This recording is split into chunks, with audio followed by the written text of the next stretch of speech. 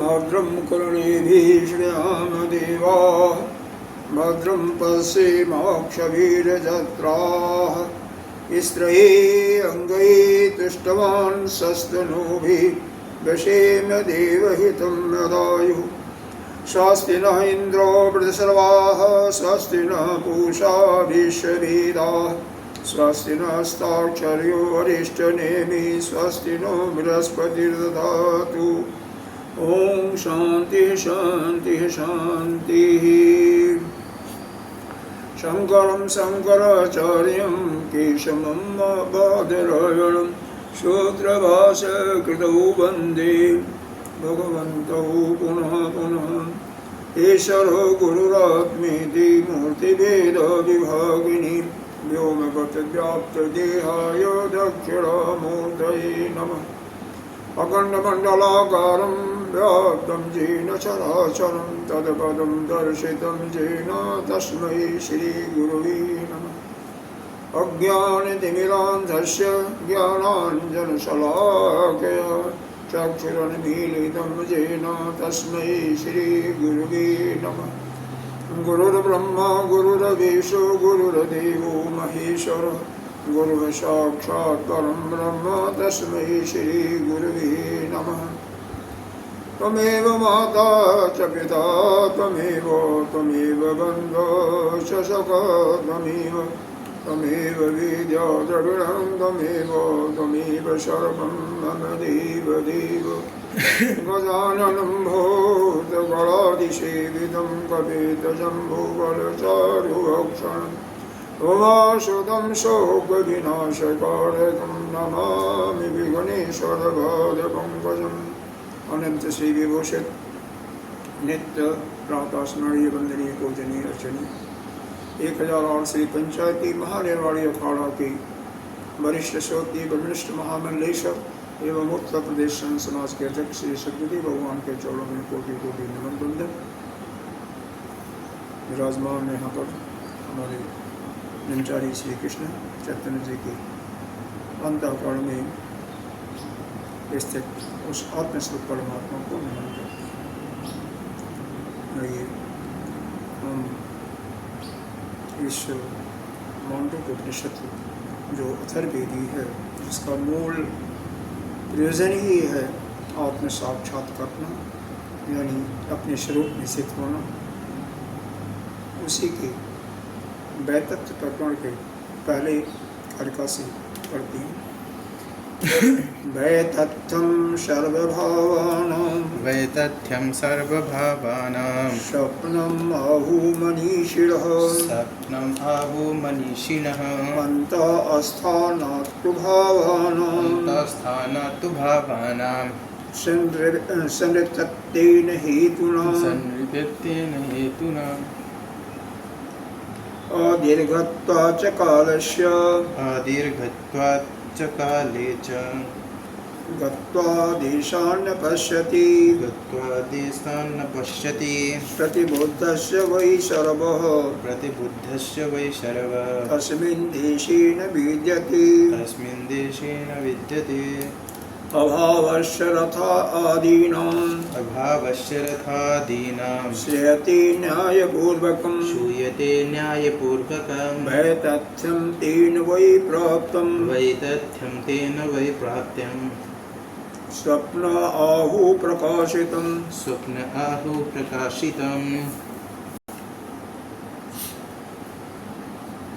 हम लोगों ने पहली और दूसरी कारिका का चिंतन किया था। इसमें जो मूल तथ्य है कि स्वप्न जगत मिथ्या है। कैसे है इसका हेतु यह दिया गया कि दिखाई देता है, इसका मतलब जो चीज़ दिखाई देता है वह मिथ्या है, जो दृश्य है मिथ्या।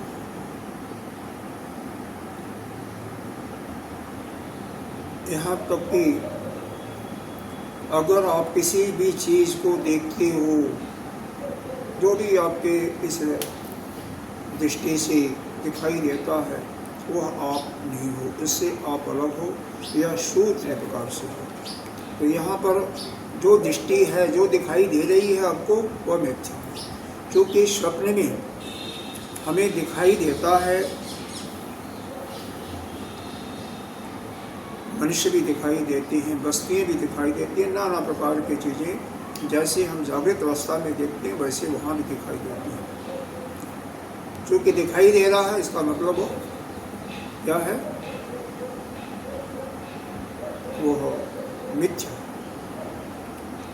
प्रश्न इसमें पूछा गया कि जो दिखाई दे रहा है, क्योंकि अंतःकरण में अंतःस्थान को ऐसा कारिका में, पहली कारिका में दिया गया था, पहली कारिका का अंतिम लाइन में अंतःस्थान, अंतःस्थान मतलब अंदर। तो उसने प्रश्न ये पूछा कि अंदर ही घट पट इत्यादि चीज यानी रखे हुए हैं, कमरे में हम भी हैं, तो कमरे में हैं तो वहाँ पर अंदर तो घोड़े हाथी सब कुछ आ सकते हैं। इसका मतलब जो स्वप्न में देखा जाता वह सत्य है। और भी कई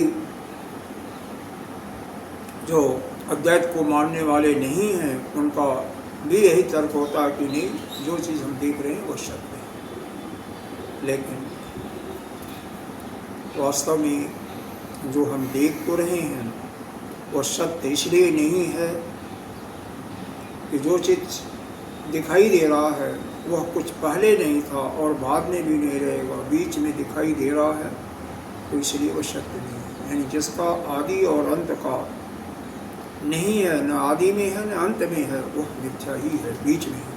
क्योंकि सत्य की बात होती है, सत्य की परिभाषा दिया गया त्रिकालाती, तीनों कालों में जो होता है वही सत्य है, नहीं तो वह असत्य की कोटि में ही है।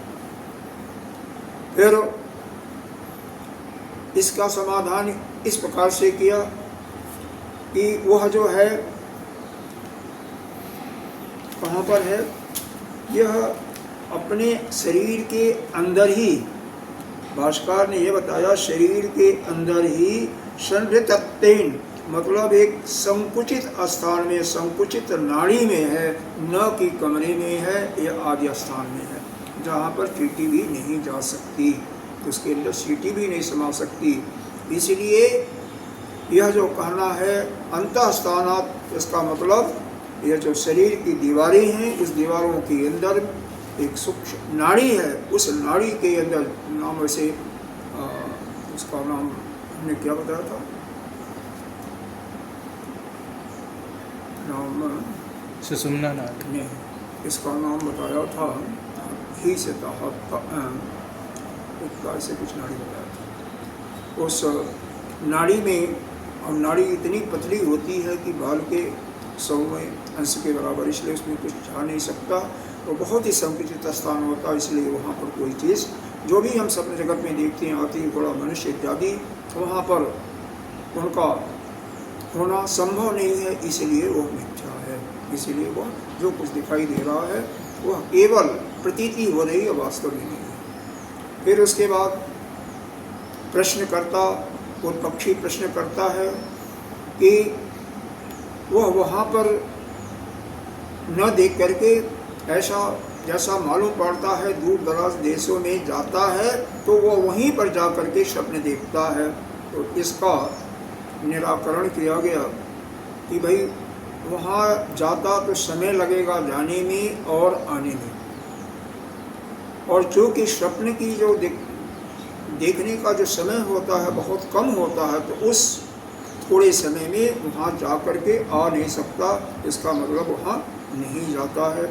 दूसरा हेतु दिया गया, अगर वहाँ जाता और उसकी नींद टूट गई तो उसको वहीं पर होना चाहिए, लेकिन वो वास्तव में जहाँ पर सोया होता है वहीं पर विद्यमान है। इस दो हेतुओं के द्वारा उसके पूर्व पक्षी के प्रश्न का निराकरण किया गया और यह सिद्ध किया गया कि स्वप्न जगत में जो कुछ दिखाई देता है वह मिथ्या ही है। एक बात और गूढ़ आपको बता रहा हूँ, क्योंकि बहुत से आपने सुना भी होगा शंकराचार्य के अंदर भी सुना होगा, जब शास्त्रार्थ बनारस में यह कर रहे थे तो यह किसी स्त्री के ऐसा प्रश्न था, वो काम का प्रश्न था, तो उसका उत्तर जानने के लिए किसी राजा के शरीर में इन्होंने प्रवेश किया था। इसका मतलब वो गए थे। तो देखो, वास्तव में आपके अंदर ही पूरी सृष्टि है। तो राजा के शरीर में गए तो बता रहा हूँ, उसी को आगे बता रहा हूँ। वही नहीं, और भी सुनते हैं जो समाधि लगाते हैं, कहते हैं हम स्वर्गलोक में गए और कहाँ गए। ऐसा पुस्तकों में वर्णन है, कुछ लोग कहते भी हैं। तो इनका निराकरण इसी प्रकार से, इसका समाधान इस प्रकार से समझो कि पूरी सृष्टि जितने भी हैं, यही सृष्टि जितने भी हैं, सब आपके ही अंदर है, कहीं अन्य नहीं है। अब इस चीज़ को शुरू में इसीलिए नहीं बताया जाता, आगे भी सोचा बताऊँ ना बताऊँ, लेकिन वास्तविकता यह है कि हमारे अंदर ही सृष्टि है, संपूर्ण सृष्टि। इसी में जो सैकड़ों करोड़ों जो सूर्य दिखाई देते हैं, जितनी भी गैलेक्सियाँ सब हमारे ही अंदर है। क्यों? हम ही विराट पुरुष हैं। हमारी यहीं पर बताया गया इस जागृत अवस्था में भी ही कि हमारा जो मुर्दा है वही द्विलोक है, स्वर्गलोक है, हमारा पैर पृथ्वी लोक है, हमारा धड़ ही आकाश है। तो मतलब पूरी सृष्टि हमारे अंदर ही समय, क्योंकि हमारे अतिरिक्त कोई है ही नहीं है, हम ही आत्मा है। यह गूढ़ बात है, यह समझ में आ जाए तो एक जोग वशिष्ठ के अंदर हो, तो हालांकि सुना, गुरुदेव ने कई बार सुना है जो वशिष्ठ का, इसका वो भी देखते हैं।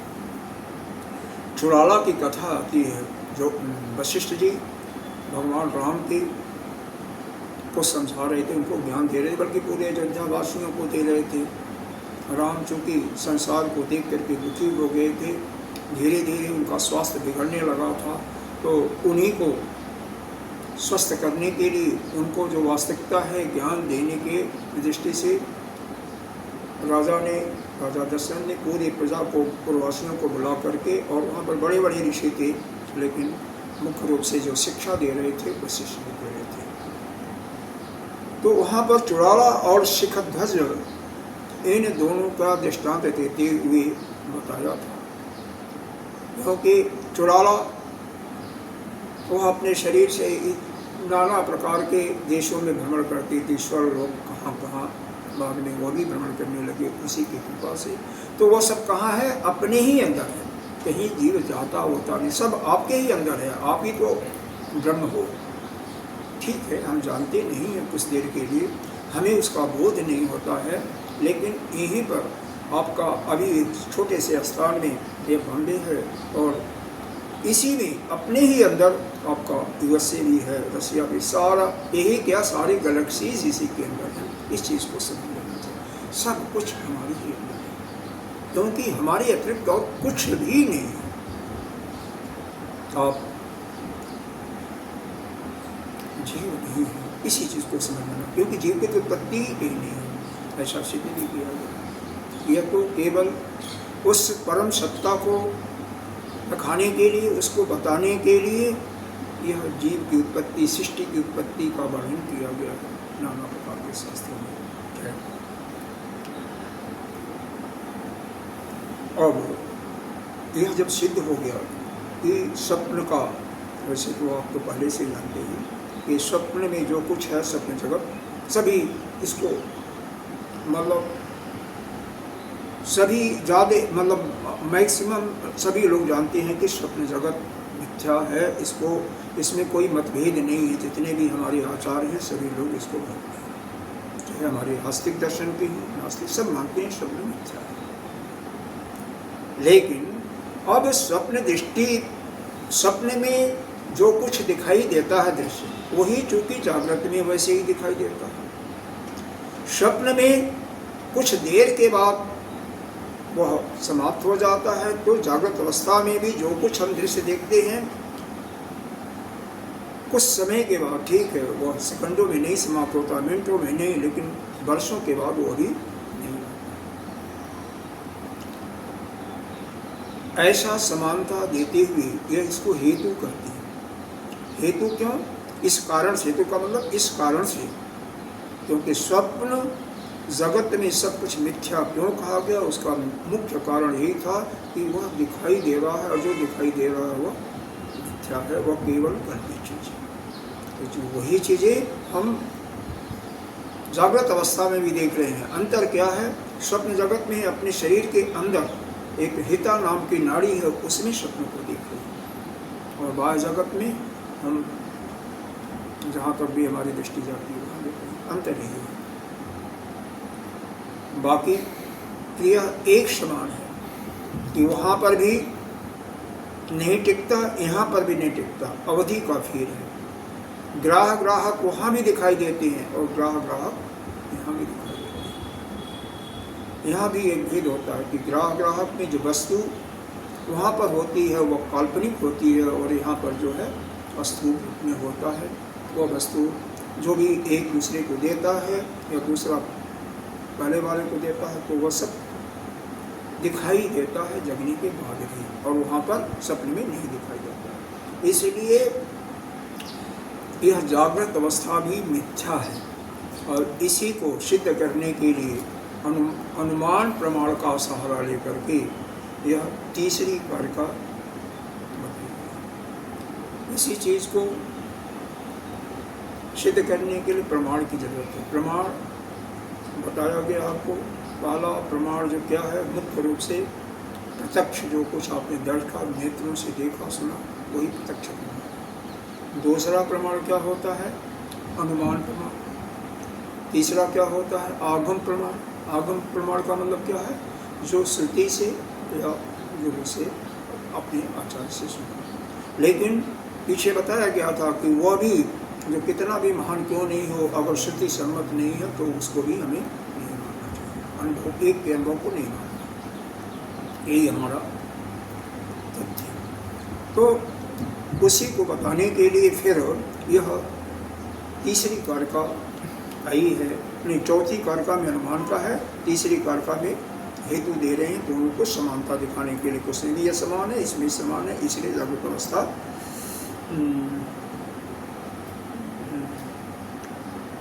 सॉरी ये तीसरी अवस्था में जो दिया है, अभी इसको पढ़ा कि नहीं पढ़ा, पढ़ दिया, तो इसमें स्वप्न को ही यहाँ पर और हेतु दे करके बता रहे हैं। यहाँ पर चौथी से जागृत अवस्था का शुरुआत है।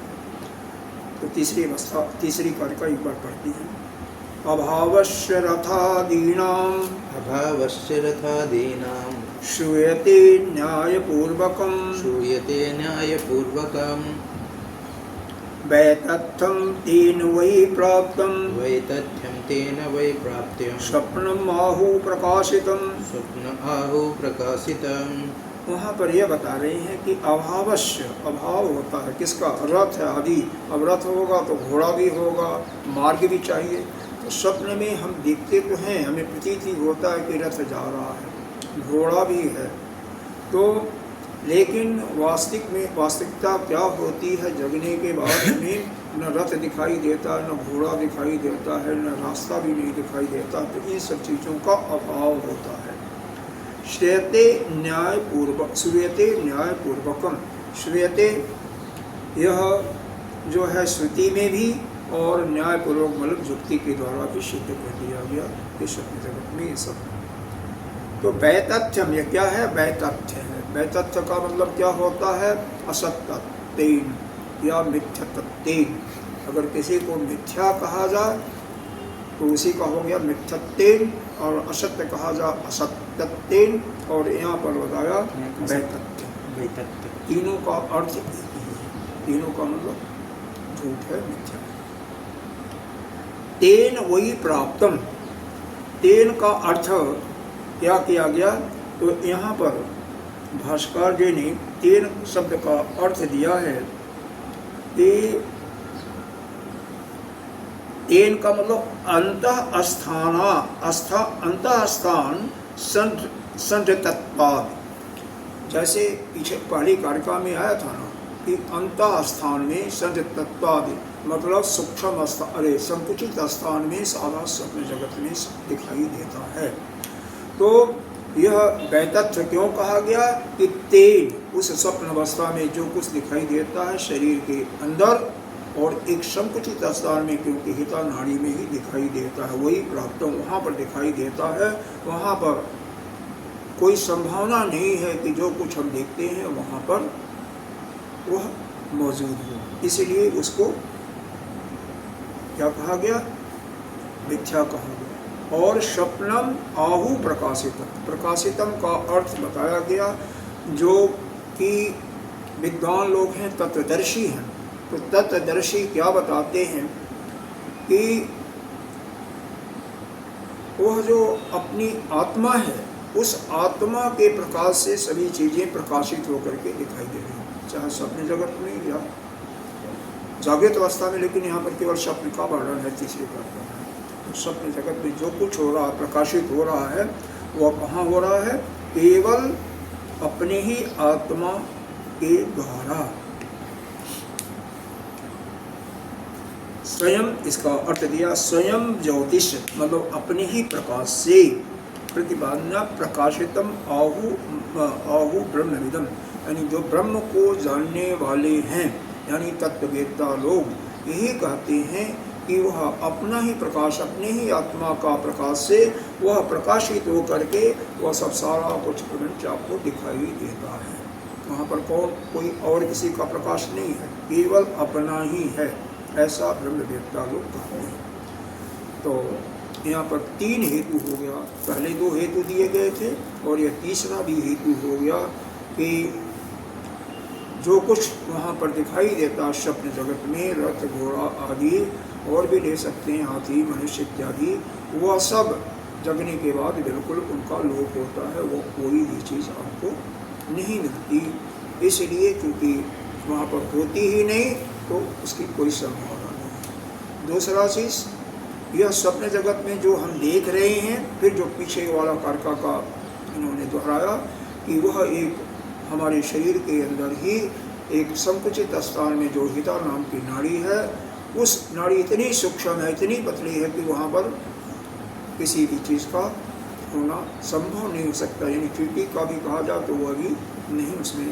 हो सकती, इसलिए वह मिथ्या है। फिर ऐसा क्यों कह रहे हो आप? अगर इसका प्रश्न पूछा जाए तो कह रहे हैं तत्ववेत्ता लोग ऐसा बताते हैं कि वह जो कुछ हम वहाँ पर देखते हैं, जितने भी पदार्थ हैं, चाहे अंदर हैं चाहे बाहर हैं, हमें अंदर दिखाई दे रहा है, बाहर दिखाई दे रहा है, कहीं भी दिखाई दे रहा है, तो वह उस अपने आत्मा के प्रकाश से ही प्रकाशित हो करके हम उसको देखते हैं। इसलिए यह सब चूँकि बाद में वो नहीं रुकता, वहाँ पर जो है अंदर शरीर के अंदर हम सपने देखते हैं, शरीर के अंदर वो आ नहीं सकता। अब प्रश्न यही आता है, जागृत अवस्था में इस प्रकार से इस कारिका का तो पूरा हो गया। चौथे कारिका में आप जाएंगे तो सीधे कह सकते हैं कि चूँकि हम अपने अंदर ही सब कुछ देखते हैं, तो इस दृष्टि में भी तो अपने अंदर ही देखते हैं। ठीक है बाहर है, लेकिन हम अपने विराट स्वरूप को अगर ध्यान करें तो हमारे अंदर ही पूरा सृष्टि है, उसी में सब कुछ जागृत अवस्था में भी देख रहे हैं। सिर्फ अंतर यही होगा कि वहाँ पर थोड़े समय के लिए दिखाई देता है और यहाँ पर सालों के लिए दिखाई देता, 50 साल के भी लिए भी, 100 साल भी हो सकता है। उससे ज़्यादा तो आदमी की आयु होती नहीं है, 125 साल आयु होगी, जबकि 100 साल माना गया है। तो 20-25 साल में अगर उसको यह ज्ञान हो भी जाता है तो उसके मरते मरते सब पहले ही मर जाएगा। इसलिए इसको हम उसके बारे में वो क्या कहेगा, तो चूँकि हमारे शास्त्र में, हमारी श्रुति में, क्योंकि श्रुति में तो पहले बता दिया गया आगम प्रमाण में, युक्ति से भी बताया जा रहा है, युक्ति का मतलब तर्क द्वारा भी सिद्ध किया जा रहा है, तो तर्क द्वारा भी सिद्ध हो गया कि जो भी शब्द जगत में हमने देखा, और श्रुति से भी सिद्ध हो गया जो भी देखा वह क्या है, वो मिथ्या है। तो इस प्रकार से एक सिद्धांत आपके पास हो गया, सिद्धांत सूत्र कही, जो कुछ हम देखते हैं वह मिथ्या है, तो ये शब्द जगत में। अब इसी को चूँकि ये सिद्धांत बन गया, तो इसी को अप्लाई कर रहे हैं, आरोपित कर रहे हैं किसमें? जागृत अवस्था कि जब वहाँ पर दिखाई दिया तो जागृत अवस्था में जो कुछ हम देख रहे हैं वो भी मिथ्या ही है। अब इसी को तर्क दे करके कहेंगे, इसमें तो पक्षी के बहुत प्रश्न भी आएंगे, तो उसको देखते हैं। कल हमने एक चीज़ बताया था, जब अनुमान प्रमाण की बात होती है तो इसमें 5 चीज़ों का हमें देखना होता है कि प्रतिज्ञा क्या है। प्रतिज्ञा का मतलब हमारा जो साध्य होता है वही प्रतिज्ञा है, क्या हमें सिद्ध करना चाहते हैं। दूसरा, हेतु किस कारण से उसको सिद्ध कर रहे हैं। तीसरा, दृष्टांत क्या है। और चौथा, उपनय। उपनय का मतलब क्या होता है कि आपने कोई पहले कोई ऐसा देखा है समानवर्ती, उसके ही समान, क्या कोई ऐसी घटना घटी है जिसको सिद्ध किया गया है, या जो आप चाहते हो वो ऐसा ही उसका रिजल्ट सभी को मालूम है, श्रुति ने दिया है या युक्ति के द्वारा, दोनों के द्वारा है। और पांचवा, निगमन। यह जो निगमन होता है यह प्रतिज्ञा दोनों एक ही होता है, किंतु जो चीज़ सिद्ध करते हैं दोनों में अंतर क्या होता है। हम यह सिद्ध कर रहे हैं कि जागृत अवस्था में जो कुछ दिखाई दे रहा है या जागृत अवस्था मिथ्या है, तो यहाँ पर संदेह हो सकता है, संदेह हो सकता है, यहाँ पर निश्चित रूप से नहीं कहा जा रहा। लेकिन निगमन, जब हम प्रमाण देते हुए, कारण बताते हुए, प्रमाण देते हुए, और कोई पहला ऐसा ही उसी की समानवर्ती घटना हुई है उसका तथ्य देते हुए जब यह कहते हैं तो निश्चित रूप से कहते हैं कि नहीं, जागृत अवस्था क्या है, मिथ्या है। तो यह प्रतिज्ञा और निगमन दोनों का साध्य एक ही होता है। अंतर यह होता है कि प्रतिज्ञा में संदेह भी हो सकता है, क्योंकि आपने कहा यह अमुक चीज होना चाहिए, यह सत्य है, तो अभी निश्चिंतता के साथ आप नहीं कर रहे हो, यह बता रहे हो कि ऐसा है। लेकिन जब उसका प्रमाण दे करके जब कहते हो तो निश्चिंत पूर्वक बड़े प्रभावशाली ढंग से कहते हो कि नहीं, यह क्या है, मिथ्या ही है। तो निगमन और यह आपका प्रतिज्ञा एक ही होता है, केवल यही अंतर होता है वहाँ पर संदिग्धता, और यहाँ पर हम श्योर हो जाते हैं कि नहीं, जो हमने कहा वह बिल्कुल सत्य ही है। और कभी भी इस किसी चीज़ को, अरे संसार यही चीज़ को मान लो या कहा जाए ये पुस्तक है, पुस्तक है तो कैसे पुस्तक है, कैसे कार्य हो पुस्तक, इसीलिए कि हमने देखा है इस प्रकार से जो कागज़ लगे होते हैं वो पुस्तक ही होता है, उसको पुस्तक ही कहते हैं।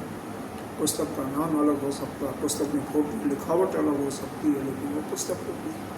पीछे हमने देखा है कई पुस्तकों को देखा, तो उसी प्रकार से अब वो देखा है तो वो आपका हेतु हो गया, और उसी प्रकार से हेतु के बाद दृष्टांत, तो किसी आपका दूसरे उपनिषद का, किसी गीता जी का उदाहरण दे सकते हैं, ये कोई लगी है तो पुस्तकें भी हैं। और फिर उपनय में आप यह देख सकते हो कि भाई पीछे हमने इतनी स्टॉल से इतनी पुस्तकें खरीदी थी, तो उसमें जो जैसे पेजेज हैं उसी के समानता छोटे बड़े हो सकते हैं, लिखावट है, वैसे ही इसमें भी है, तो इसलिए पुस्तक है और बाद में वही सिद्ध हो। तो इसी प्रकार से यह तर्क देते हुए करते हैं। तो इस कारिका में चौथी कारिका को पढ़िए। अंतःस्थानातु भेदानां तस्मात् जागृते अस्मृतं यथा तत्र तथा स्वप्ने संवृत्तत्वेन भिद्यते। बीच में और कोई शब्द नहीं है ना कारिका में, देखो कारिका में संवृत्तिन के पहले और शब्द के पहले कोई और शब्द तो नहीं है। नहीं। ठीक। तो यहाँ पर यह बता रहे हैं अंतः स्थानात भेदान, जागृत और सपने में क्या भेदा होता है, अंतः स्थान का। वहाँ पर सपने में अंतः स्थान अपने शरीर के अंदर होता है, ठीक है। और जागृत अवस्था में वह जो कुछ हम दिखाई दे रहे हैं, अब अभी हम दूसरे रूप से चल रहे हैं, जैसा व्यवहारिक सत्ता के रूप से, तो व्यवहारिक सत्ता में जो कुछ हम देख रहे हैं कमरे के अंदर, कमरे के बाहर होता है, तो बाहर भी हो सकता है, अंदर भी हो सकता है। तो इस और अंतः स्थान का यह भेद होता है। भेद नाम का अर्थ पदार्थ भी लगाते कहीं, तो सब प्रकरण के अनुसार अलग अलग अर्थ लगाते हैं। तो केवल जहाँ पर वस्तु दिखाई दे रही है केवल उस स्थान का भेद है, इसीलिए दिखाई दे रही है। उस दिखाई देने के कारण हम कहते हैं इस कारण से जागृते अस्मितम, जागृत अवस्था भी क्या है, मिथ्या है, ऐसा हेतु दिया जा रहा है। यथा तत्र तथा स्वप्न, क्यों, जैसे स्वप्न में है दिखाई वस्तु दे रही है वैसे ही जागृत अवस्था में भी दिखाई दे रही है। तो जैसे वहाँ तैसे यहाँ, एक प्रकार से यह उपनय हो गया। तो जैसे वहाँ दिखाई दिया वैसे यहाँ दिखाई दे रहा है। और फिर संऋतत्तेन भिद्यते, मतलब अंतर यह है कि वहाँ पर एक संकुचित स्थान में दिखाई दे रहा है स्वप्न के पदार्थ में, और उसकी विशेषता यही है कि वहाँ पर एक संकुचित स्थान में और यहाँ पर तो खुला हुआ स्थान, बस इतना ही है। तीसरी और चौथी कारिका का दोनों का, तीसरी कारिका का भाष्य भी नहीं पढ़ा ना, दूसरी तक भाष्य, तीसरी का भाष्य पढ़ते हैं, तीसरी और चौथी दोनों का। इतश्च स्वप्न दृश्य भावा वितथा, इतश्च, इतश्च का मतलब हो गया इसलिए, स्वप्न दृश्य भावा वितथा, स्वप्न दृश्य में जो कुछ भाव हो रहा है, जो कुछ हमें अनुभव हो रहा वह क्या है, वितत है, यानी मिथ्या है। शब्द के अर्थ से स्पष्ट है ना। हितश्च मतलब इस कारण से, इसलिए, स्वप्न दृश्य, स्वप्न में जो आपने देखा, स्वप्न दृश्य का मतलब क्या होता है, यहाँ पर इसका अर्थ भी दिया गया। स्वप्न दृश्य का मतलब दिया गया स्वप्न भावा वितथा स्वभावावती प्रतीय भावना, स्वप्न के अंदर जो कुछ आपको दिखाई दिया तो वह क्या है, वह क्या है, वितथा। मिथ्या का मतलब क्या हुआ, वह मिथ्या है। ततो अभावश्चैव, और जतो माने जहाँ पर अभाव है किस चीज़ का, रथ आदि, रथ आदि का मतलब रथ, घोड़ा, रास्ता इत्यादि और भी ले लो। स्वप्न दृश्यानाम सुरते, तो यह स्वप्न की दृष्टि में यहाँ पर जो स्वप्न में देख रहे हैं वह क्या है, इस रथ घोड़ा आदि का बाद में हमें अभाव होता है। श्रुते न्यायपूर्वक युक्तितः श्रुतौ, यह तर्क द्वारा यह सिद्ध किया गया है। श्रुति में भी बृहदारण्यक उपनिषद में इसको सिद्ध किया गया है, वहाँ पर भी बताया गया न तत्रथा, इस प्रकार से एक श्रुति है बृहदारण्यक उपनिषद में। तो वहाँ पर यह बताया गया कि वो स्वप्न जगत में रथ इत्यादि बाद में नहीं होती है, दिखाई सिर्फ देती है प्रतीत, लेकिन वास्तविक में वह नहीं होती, केवल प्रतीति होती है, सब कुछ काल्पनिक होता है। तेन अंतःस्थान संवृत्तादि, तेन मतलब इस कारण से उस स्वप्न अवस्था में केवल जो शरीर के अंदर ही एक संकुचित स्थान में क्या हेतु नाम प्राप्तम वैतर्थम, वह उसका हेतु यही है कि वह संकुचित स्थान में वह सब कुछ हमें प्राप्त होती है, इसीलिए वह मिथ्या है। हमें दिखाई दे रहा है शरीर के अंदर एक संकुचित स्थान में, जहाँ भी किसी भी पदार्थ का होना संभव नहीं है, उसमें कोई आ ही नहीं सकता, इसीलिए उसको मिथ्या करार दिया गया। तत् अनुवादिन्या श्रुत्या, कह रहे हैं उसी का अनुवाद किया श्रुति ने। तो ऐसा नहीं है, अगर कुछ लोग कहते भी हैं किसी का अनुवाद है, श्रुति में अनुवाद ही किया गया है, क्योंकि श्रुति तो बहुत पहले किया गया है, सृष्टि के उत्पन्न होने के पहले ही श्रुति बनी, आज थोड़ी बनी है।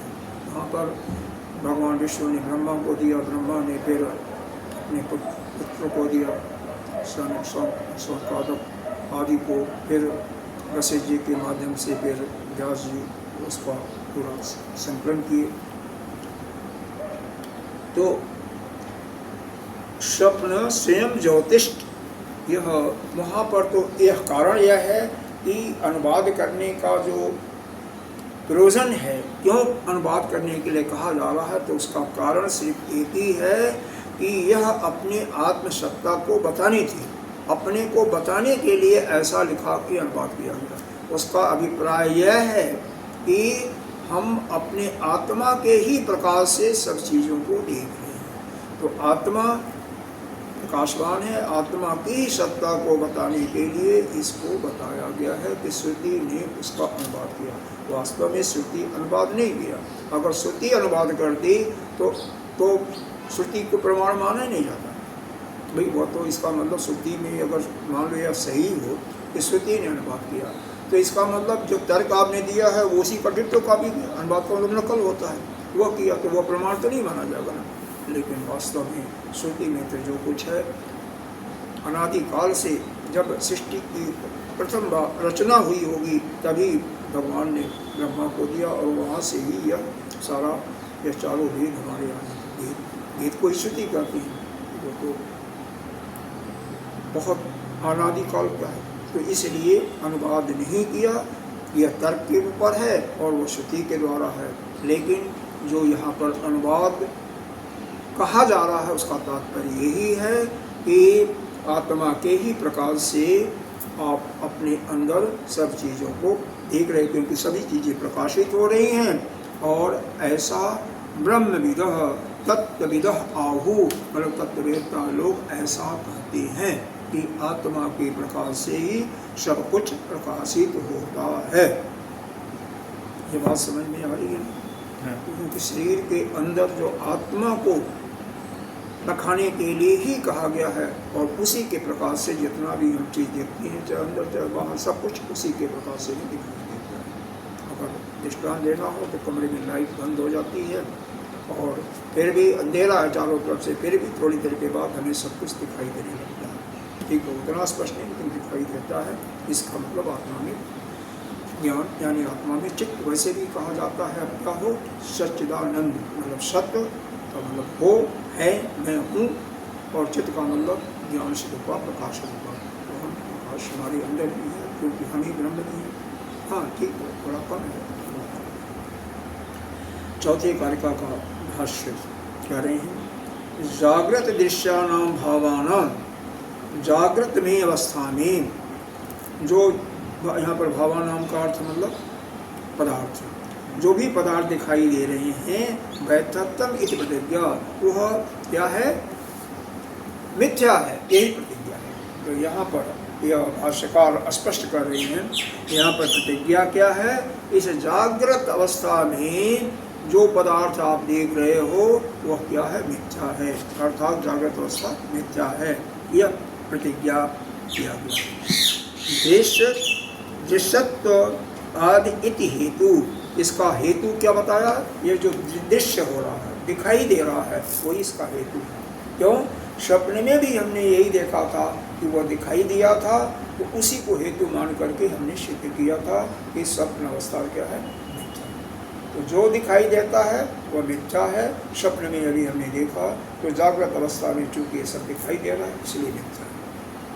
आगे देखिए, स्वप्न दृश्य भाव विदित दृष्टांत, स्वप्न का के अंदर जो हम दृश्य देख रहे हैं, जो पदार्थों को देख रहे हैं, जो कहा जा रहा है वही दृष्टांत है कि चूँकि स्वप्न के अंदर हमें सब कुछ दिखाई दे रहा है, दिखाई देता है, वो मिथ्या है। तो यही दृष्टांत यहाँ पर दिया जा रहा है अनुमान प्रमाण की जागृत अवस्था में, क्योंकि जब वहाँ पर जो दिखाई दे रहा उसको मिथ्या करार दिया, तो उसी का समानवर्ती यही है कि जागृत अवस्था में जो कुछ दिखाई दे रहा है वो मिथ्या।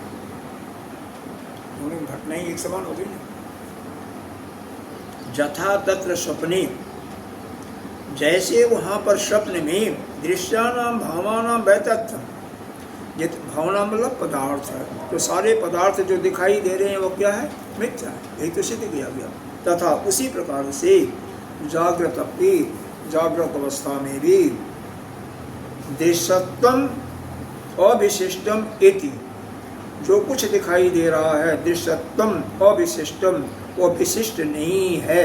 मतलब जागृत अवस्था में जो कुछ हमें दिखाई दे रहा है वो विशिष्ट अगर होता तो विशिष्ट होता, मतलब एक प्रकार से विशेष प्रकार से होता है, लेकिन अविशिष्ट है, मतलब उसकी कोई विशेषता नहीं है, बनी वह इति विशिष्टम इति हेतु उपनय, यह इसका उपनय है, जो हेतु दिया उसका उपनय है।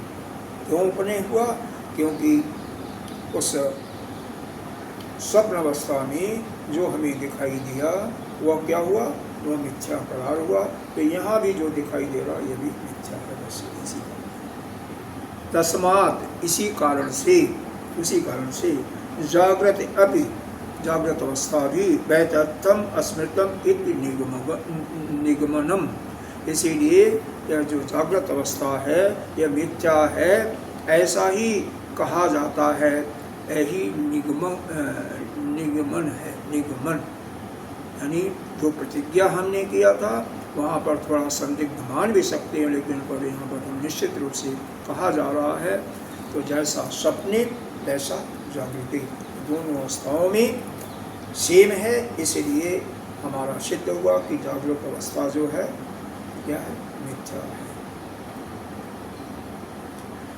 अंतर क्या है?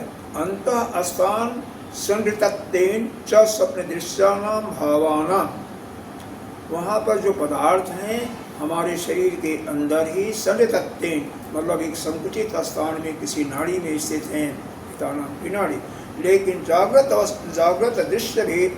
दृश्यभ्यो भेद, लेकिन जागृत अवस्था में हमारे अंदर नहीं है बल्कि हमसे बाहर दिखाई दे रहे हैं सब कुछ। यही भेद है, भेद यही है कि दोनों अलग अलग हमें दिखाई दे रही है। एक जगह तो संकुचित स्थान में है और एक जगह खुले स्थान में दिखाई दे रही है। दृश्यत्वम सत्यत्वम असत्यत्वम च अविशिष्टम उभय यत्र, इसी कारण से जो कुछ दिखाई दे रहा है वो असत्य है। जो हम देख रहे हैं जागृत अवस्था में वो क्या है?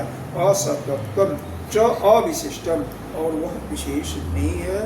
जत्र, वहाँ पर जागृत अवस्था में, जत्र का मतलब जागृत अवस्था में जो भी दिखाई दे रहा है वह विशिष्ट नहीं है, वह सत्य नहीं है, स्वप्न की ही भांति वह भी मिथ्या है। बहुत बड़ी चीज़ है, जिसको समझ में आ गया ना, समझ के भी अनुभव हो गया इसका कि हम जो भी देख रहे हैं वो समझो उसी क्षण ज्ञान हो गया उसका। एक तो होता है जो यहाँ पर हम सुन रहे हैं उसका बोध हो गया, ठीक है, लेकिन वह ज्ञान अप्रत्यक्ष रूप से है ना, ज्ञान तो हो गया लेकिन अंदर दृढ़ता हमारे अंदर भी नहीं है कि जो हम देखे साथ संसार है मिथ्या है। तो उसमें थोड़ा समय तो पता नहीं कितने वर्षों से मानते आए हैं। आगे देखो 5वीं कारिका, इसके बाद इसी को पुष्ट करने के लिए 5वीं कारिका, स्वप्न जागृते स्थाने, स्वप्न जागृते स्थाने हि एकम आहु मनीषणः, हे एकम आहुर्मनीषिणः, भेदानां हि समत्वेन, भेदानां हि समत्वेन, प्रसिद्ध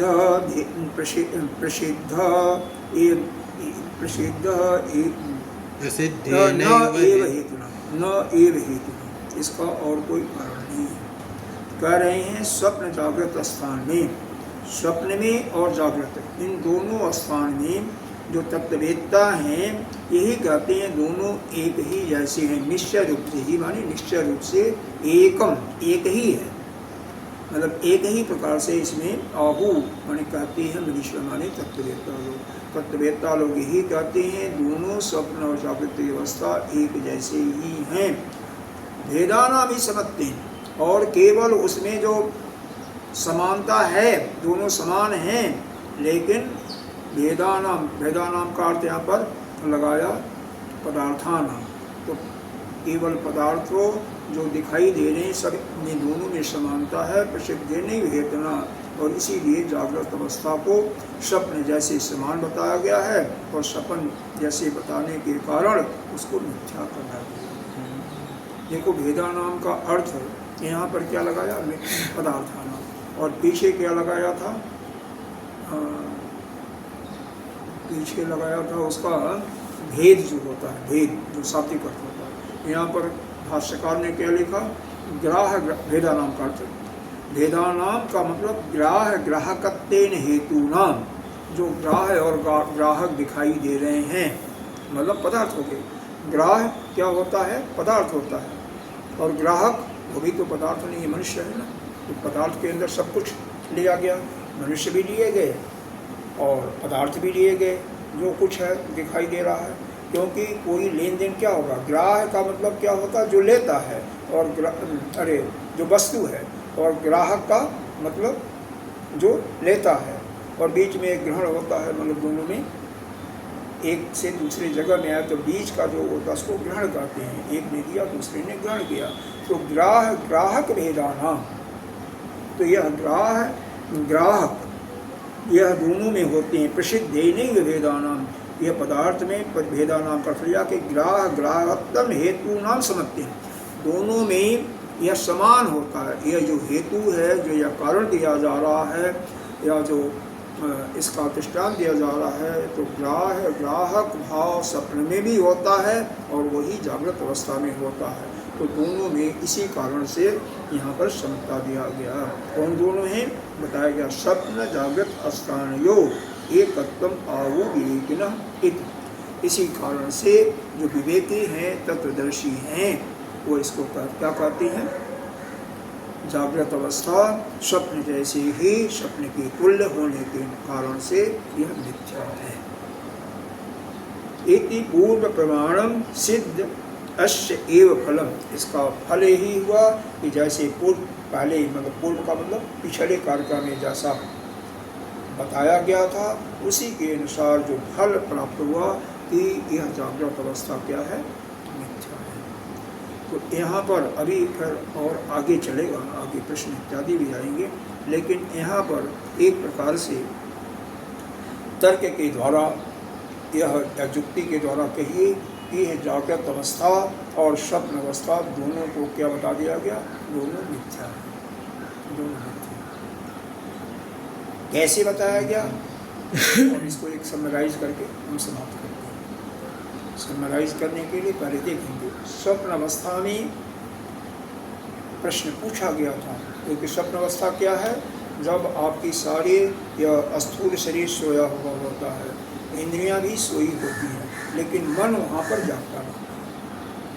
जागृत अवस्था में आपके सारे इंद्रियां जागती हैं, शरीर भी जागता, सब कुछ जागृत अवस्था में होता है, और वहाँ पर केवल मन जागता है।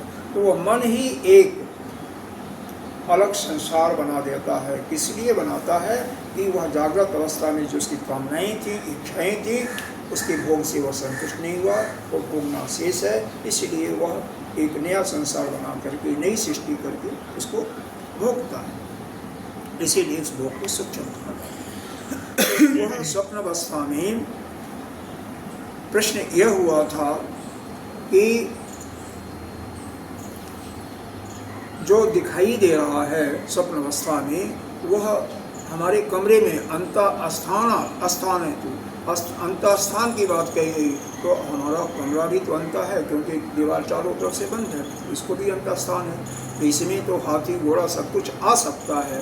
तो इसलिए यह स्वप्न अवस्था जो है वह सत्य है, सत्य कहना चाहिए, मिथ्या नहीं कहना चाहिए। फिर इसका समाधान कैसे बताया, अपने कारिका के आधार पर हमारे शंकराचार्य जी ने भाष्य में यह इसको इस प्रकार से बताया। भाई देखो, वह जो वहाँ पर अंतःस्थान कहा जा रहा है ना, वास्तव में वह अंतःस्थान शरीर का जो दीवार है ना, शरीर के मध्य भाग में स्थित है, और वहाँ पर एक संदिग्धतें, एक संकुचित स्थान में यह सारा स्वप्न दिखाई देता है। और श्रुतियों में कहा गया हिता नाम की नारी, जो कि कई बार लोगों ने उसको बताया हुआ है, यहाँ पर नहीं है, तो उसको सुना हुआ है कि सारा स्वप्न जगत हिता नाम के नारी में ही दिखाई देता है। लेकिन श्रुतियों में, अन्य श्रुतियों में, ये भी श्रुति है, ये अथर्ववेद का है, दूसरे बृहदारण्यक उपनिषद में सब कुछ इसका डिटेल वर्णन है। तो वहाँ पर है जो कि शुक्ल यजुर्वेद का है।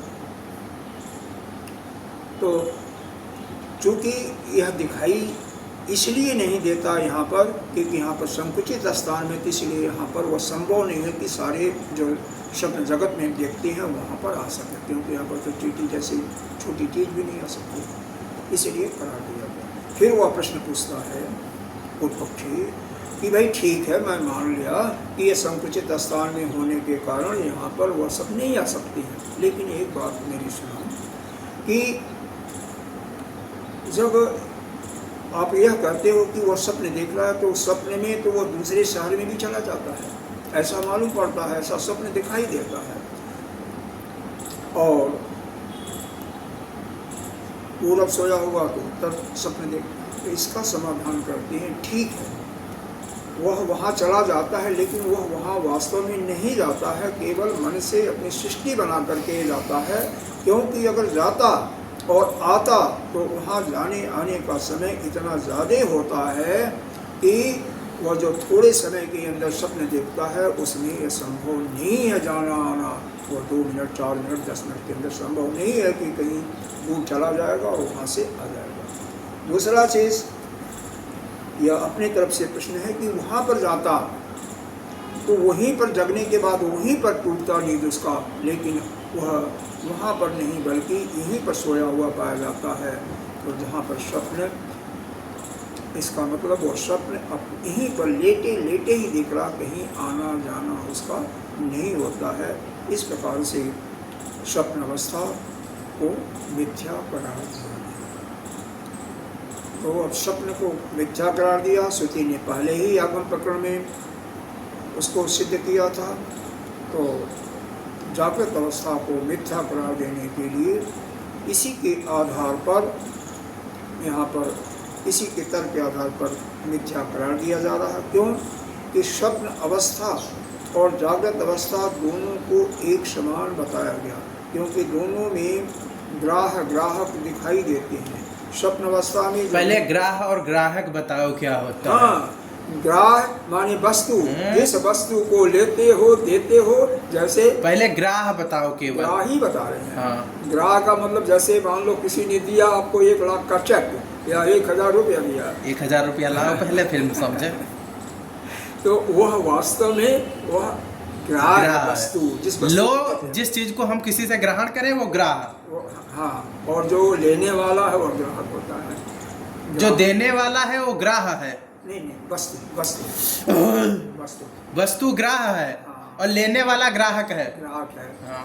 वो वस्तु ग्राह है, 1000 रुपया ग्राह है और हम ग्राहक हैं। 1000 क्या, इसमें 1 रुपये बताते हैं हमारे जो परम गुरुदेव हैं, परम पूज्य स्वामी चिन्मयानंद जी महाराज। नाम नहीं लेना चाहिए। परम पूज्य मतलब इसमें हम कंफ्यूज थे इसलिए। वो एक बार सपने देखिए, उसको बता रहे थे कि यह अमेरिका के जो राष्ट्रपति थे उन्होंने उनको बुलाया, सपने में गए, कहते हैं बता चुके हो अमेरिका वाला। हाँ। तो उनको चेक काट के कोई दे दिया, लेकिन तब तक उनकी आँख खुली तो कुछ नहीं था।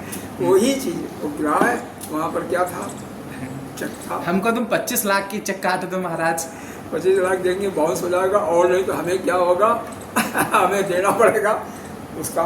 आजकल क्या है, कोई अगर चेक दे देता है किसी को और वो मान लो अपने बैंक में डाल दिया, तो अगर उसके अकाउंट में वापस आ जाता है तो और वह कंप्लेन कर देता है तो उसको सज़ा अलग से होगी, जुर्माना। हम वही चाहते हैं आपको सज़ा भी हो जाए पैसा देने के चक्कर।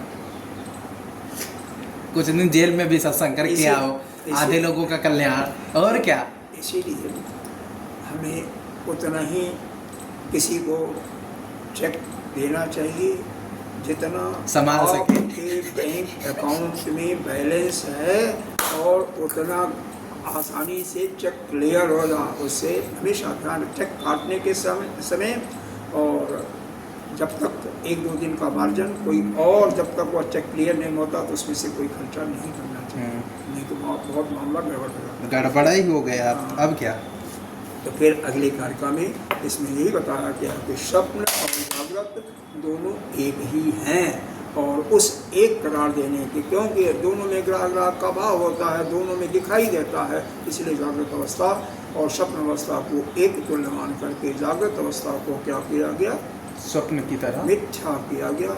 इसी के साथ हम आज का सत्संग समाप्त करते हैं। ओम पूर्णमदः पूर्णमिदं पूर्णात् पूर्णमुदच्यते पूर्णस्य पूर्णमादाय पूर्णमेवावशिष्यते। शांति शांति शांति।